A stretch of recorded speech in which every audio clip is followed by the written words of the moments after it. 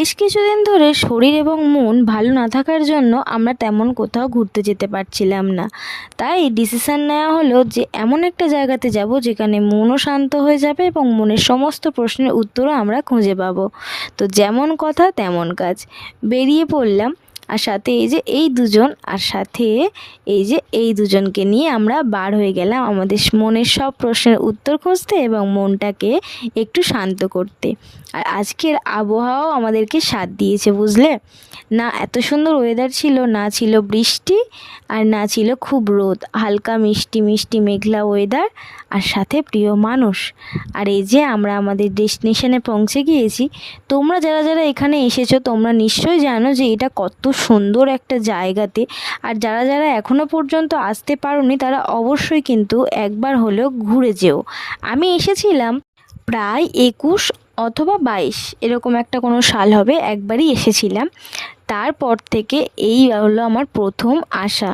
তখন যদিও খুব একটা ভালোভাবে দেখতে পাইনি, তবে আজকে যখন এসছি আমিও ভালোভাবে দেখবো আর তোমাদেরকেও দেখানোর চেষ্টা করব।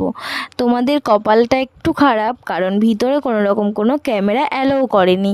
তাই আমরা ভিতর থেকে ঘুরে আসার পর তোমাদেরকে বাইরে থেকে ভিডিও করে দেখিয়ে দিলাম। আর এই যে এখানে চলছে এখন ফটো সেশন। আর তোমরা যারা যারা এখানে আসতে চাইছো তারা কিন্তু মাঝেরহাট লোকাল ধরে মাঝেরহাটে নেমে অটো কিংবা টোটোতে করে চলে আসতে পারো জোকার এই পৈলান মন্দিরে।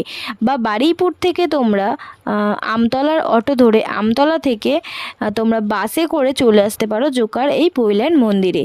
এছাড়া যারা বাইকে আসছো তারা অবশ্যই গুগল ম্যাপে জোকার পৈলান মন্দির বলে সার্চ করলে পেয়ে যাবে এবং লোকেশন ধরে তোমরা চলে আসতে পারবে এই মন্দিরটাতে। আমরা তো আসবো করে ফাইনালি চলেই আসলাম, এবার কিন্তু তোমাদের পালা। আর দেখো সন্ধ্যাবেলাতে এই মন্দিরটা কিন্তু আরও সুন্দরভাবে সেজে ওঠে, যেটা দেখতে খুবই খুবই খুবই সুন্দর লাগে। তো আমাদের এবার বাড়ি ফেরার পালা। আমরা আস্তে আস্তে গুটি গুটি পাই আমরা বাড়ির দিকে যাই। তোমরা ভিডিও ভালো লাগলে লাইক কমেন্ট শেয়ার, আর চ্যানেল নতুন হলে সাবস্ক্রাইব করে কিন্তু পাশে থেকো। আমরা মন্দিরে যাওয়ার সময় এই রাস্তাগুলো যতটা ফাঁকা পেয়েছি, বাড়িতে যাওয়ার সময় ততটাই ভিড় পেয়েছি।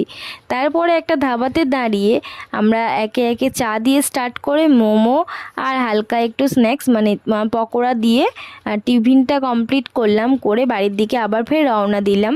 আর আমরা যাওয়ার সময় ভেবেছিলাম আর কোথাও হয়তো আমাদেরকে দাঁড়াতে হবে না, কিন্তু ওই যে উপরওয়ালা যে চায় না, তাই জন্যই আমাদেরকে এই বৃষ্টির জন্য দাঁড়াতে হলো। আমাদের যদিও বাড়ির কাছে চলে এসেছিলাম। আর এখানে দাঁড়িয়ে আমারই লাভ হয়েছে, তার কারণ এই যে এটা দেখতে পেয়ে আমি কিনেছি, ও আমাকে কিনে দিয়েছে। তো চলো আজকের ভিডিও এই পর্যন্ত। যদি ভালো লাগে লাইক কমেন্ট শেয়ার করে দিও। দেখা হবে নেক্সট ভিডিওতে। বাই।